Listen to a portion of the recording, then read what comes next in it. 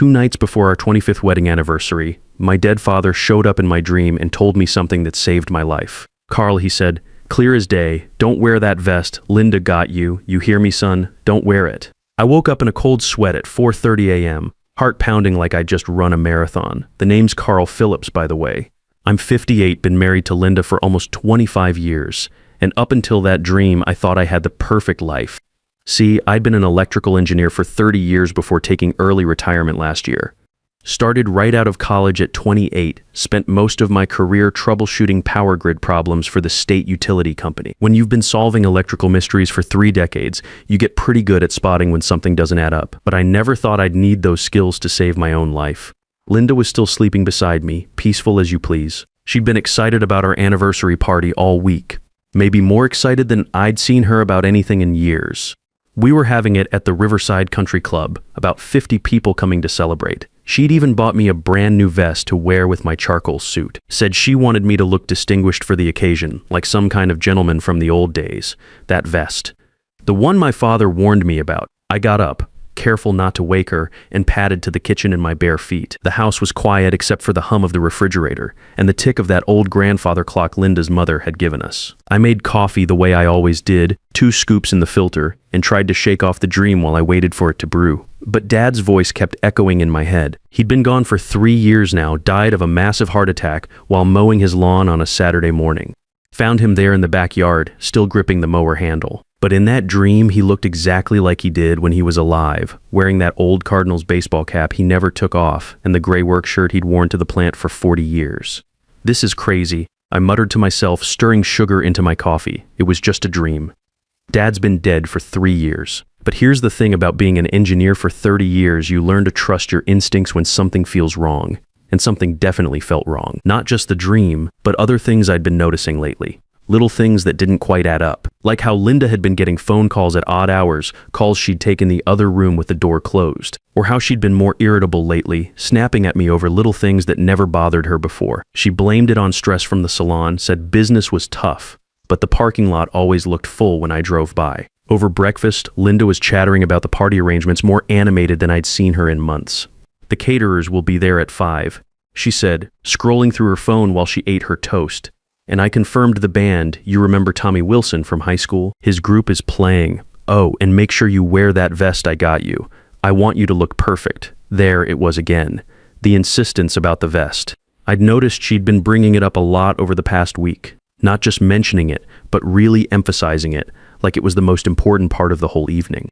"Actually," I said, cutting into my scrambled eggs, "I was thinking about wearing my navy blue suit instead. The one we bought for Sarah's wedding last year."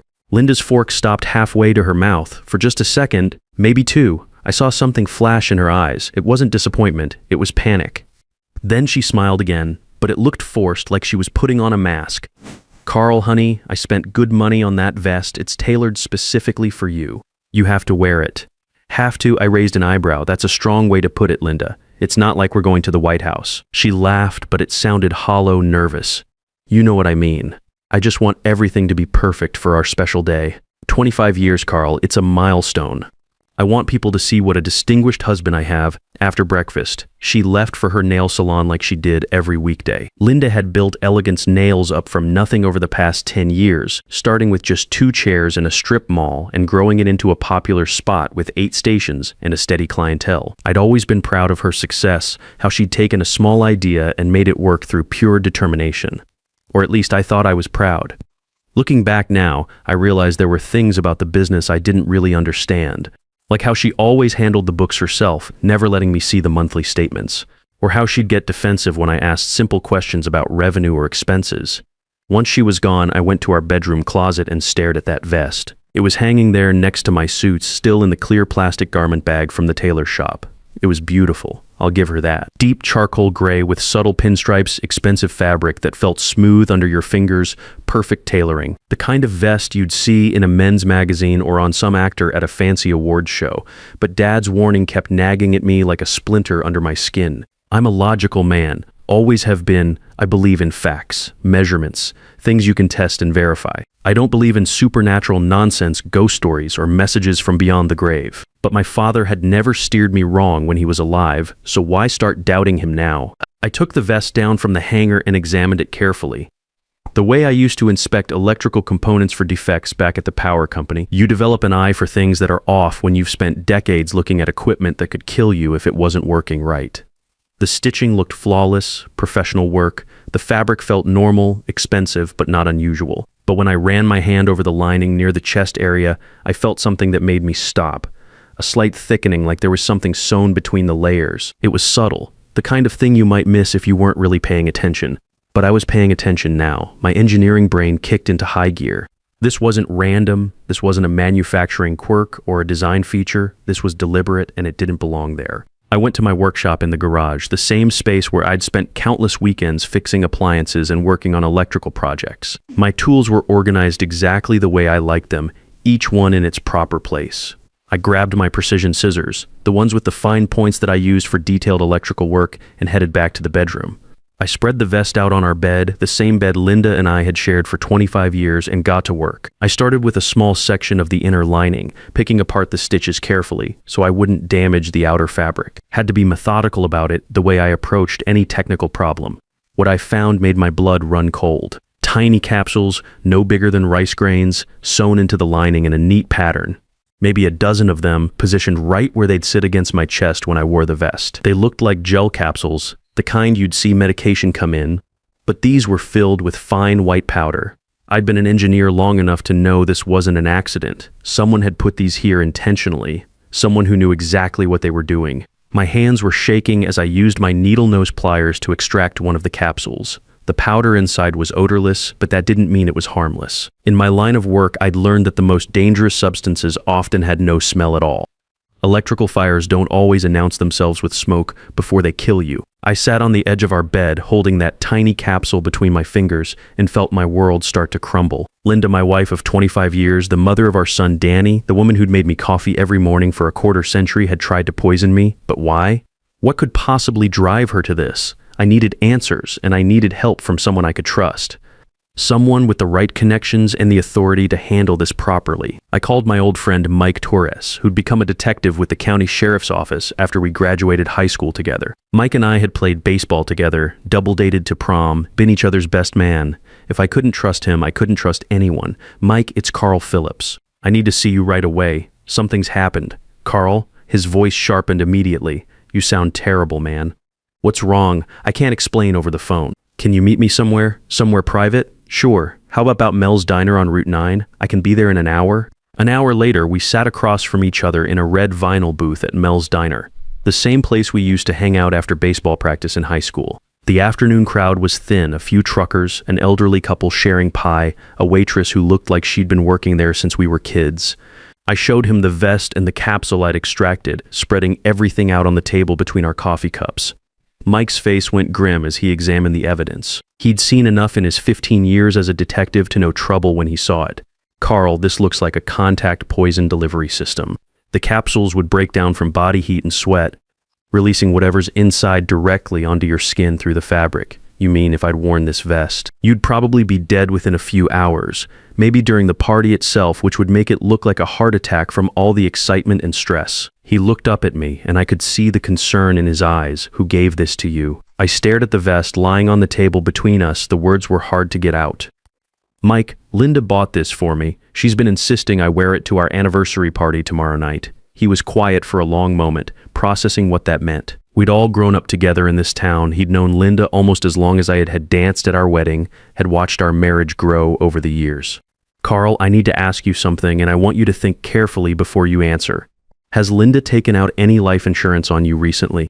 The question hit me like a punch to the gut. My mouth went dry. Yeah, I said slowly, the memory coming back with horrible clarity, about 6 months ago. She said it was important for our financial security, especially with me retiring early. A $500,000 policy through her insurance agent. Mike nodded grimly, like a piece of a puzzle had just clicked into place. And has she been having any financial problems you know about? Business troubles? Unusual expenses? Not that I'm aware of. She says the salon's been doing well, but even as I said it, I remembered things that hadn't made sense at the time. Bank statements that disappeared before I could look at them. Her mood swings when certain bills arrived in the mail. Those late-night phone calls she'd take in another room. Mike, what do I do? First, we get this powder tested. I know someone who can run it through the lab quietly, get us results fast. Mike leaned back in the booth, his detective instincts taking over. Then, if it's what I think it is, we need to set a trap. A trap. You go to that anniversary party tomorrow night, Carl, but not wearing this vest. We'll be there watching. When Linda realizes you're not wearing it, she might panic, maybe even give herself away. The next 24 hours were the longest of my life. I went home and tried to act normal, but everything felt different. Every smile from Linda felt fake. Every casual touch made my skin crawl. She kept bringing up the vest, asking if I'd tried it on again, reminding me how important it was that I wear it. You did get it clean, didn't you? She asked that evening over dinner. I want it to look perfect. Yeah, it's all ready. I lied, cutting my steak into smaller pieces than I needed. My appetite was gone, but I had to keep up appearances. She seemed satisfied with that answer, but I noticed she barely touched her own food. She kept checking her phone, getting up to take calls in the other room. Each time she came back, she looked more anxious. Mike called me late that night while Linda was in the shower. Carl, the lab results came back. That powder is a concentrated contact poison. Would have killed you within 2 to 3 hours of exposure, depending on how much you sweat. My knees went weak. I had to sit down on the kitchen stool. Jesus, Mike, there's more. I did some checking into Linda's finances. She's got gambling debts. Carl, big ones, about $400,000 to some very unforgiving people. $400,000? I couldn't wrap my head around that number. How is that even possible? Online gambling, high-stakes poker games, some bad real estate investments she made without telling you.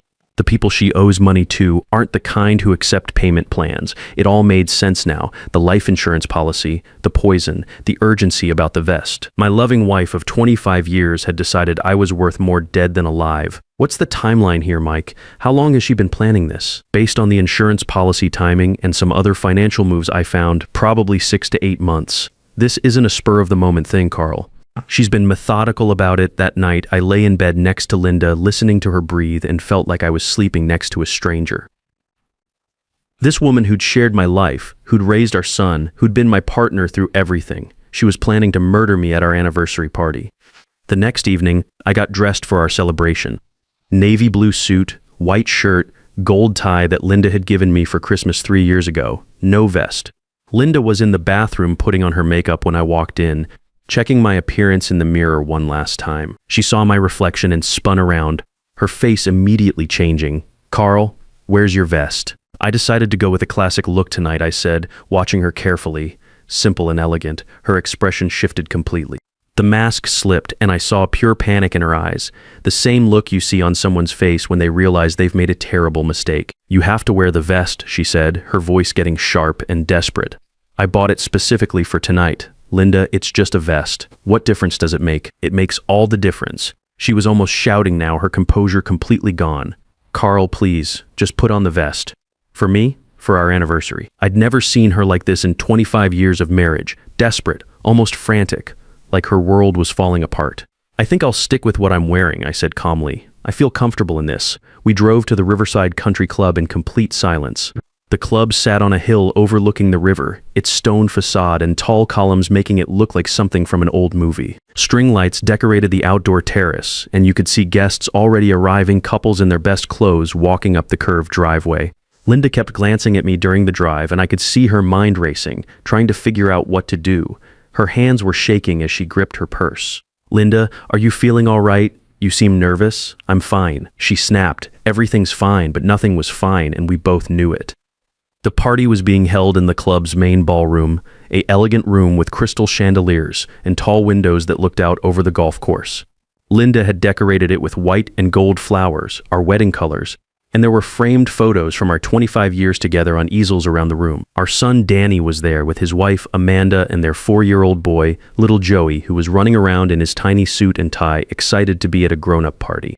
Old friends from work were mingling with neighbors and people from Linda's salon. Everyone was laughing, having a good time, celebrating what they thought was a happy milestone.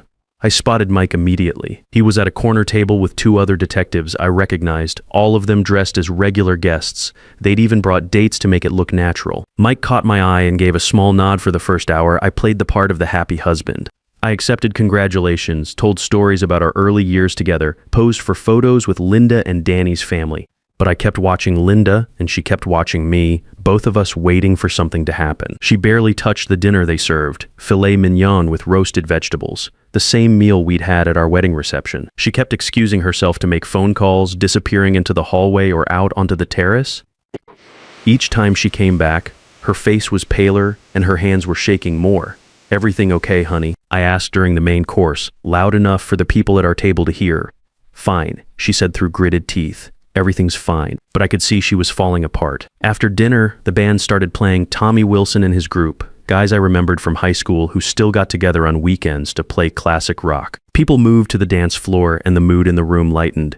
But Linda grabbed my arm as I started to get up.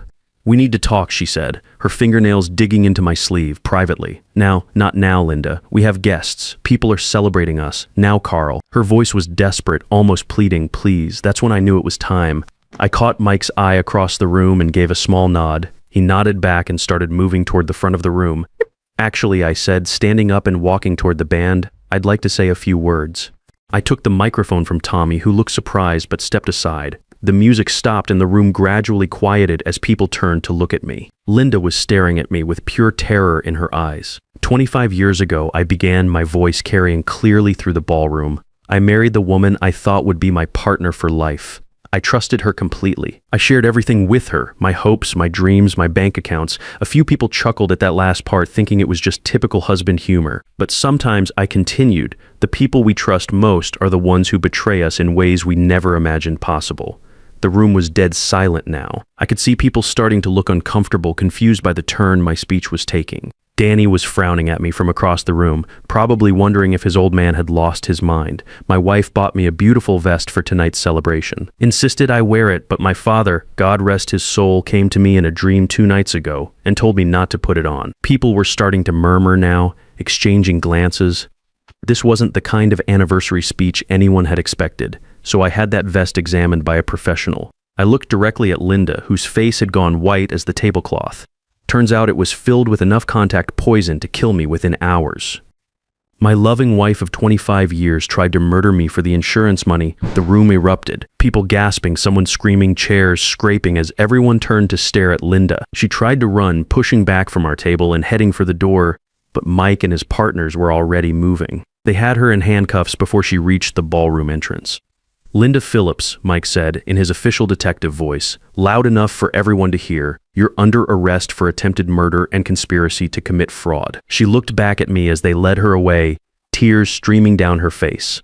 "Carl," she screamed, "I'm sorry. I didn't want to do it. They were going to kill me if I didn't pay. I didn't have a choice, but I felt nothing. No pity, no anger, just a strange emptiness where 25 years of love and trust used to be." The party ended pretty quickly after that, as you can imagine.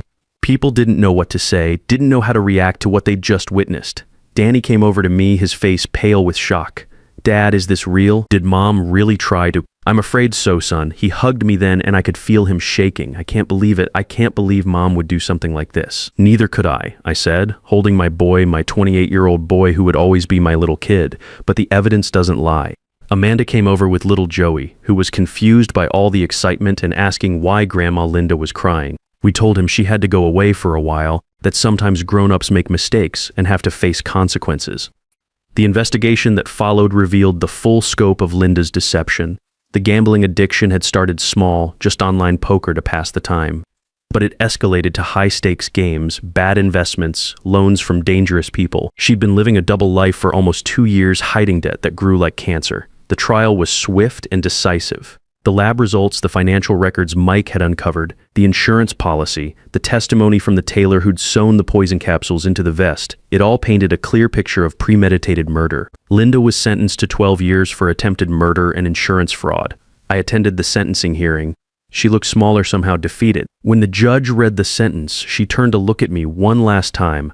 I saw remorse in her eyes, genuine regret for what she'd done. But it was too late for apologies. I sold our house 6 months later. Too many memories, too many ghosts in every room. I bought a smaller place on the other side of town, a ranch-style home with a workshop in the basement where I could keep my hands busy. Danny and Amanda visit regularly with little Joey, who's adjusted better than any of us to having Grandma Linda gone. Kids are resilient that way. He asks about her sometimes, and we tell him she made some bad choices and has to stay away for a while. When he's older, we'll explain it properly. I've started volunteering at the community center, teaching basic electrical skills to teenagers who want to learn a trade. It gives me purpose, keeps me busy. Some of these kids remind me of myself at that age, eager to understand how things work, how to fix what's broken. Mike stops by for coffee most Sundays. We watch football and complain about getting old, just like we did in high school. He never says I told you so about the investigation, never makes me feel foolish for not seeing the signs earlier. That's what real friendship looks like. Sometimes I lie awake at night thinking about those 25 years. Were any of them real? Did Linda ever actually love me, or was it all just a long setup for the ultimate betrayal? I'll probably never know for sure, and maybe that's okay. Maybe some questions aren't meant to have answers, but I do know this. My father saved my life that night he came to me in a dream. Call it divine intervention. Call it my subconscious picking up on danger signals I'd missed. Call it whatever you want. What matters is I listened to that warning voice, and now, at 58 years old, I'm learning how to live again. It's not the life I planned when I married Linda all those years ago, but it's honest. No lies, no hidden debts, no poison hidden in expensive gifts. That's gotta count for something. Thanks, Dad. I should have trusted you from the start. Sometimes the people who claim to love us the most are capable of the greatest betrayal, but that doesn't mean we should stop trusting our instincts when something feels wrong. The voices that try to protect us, whether from the living or the dead, deserve to be heard, because wisdom often comes disguised as worry. When everything you thought was solid turns out to be built on lies, the only choice is to start over with what's real, and sometimes that's exactly the foundation you need. A man's worth isn't measured by how much someone thinks he's worth dead, but by how he chooses to live after discovering the truth. Trust is like electrical current. It flows easily until something breaks the circuit. But with the right tools and enough time, you can always rewire for a better connection.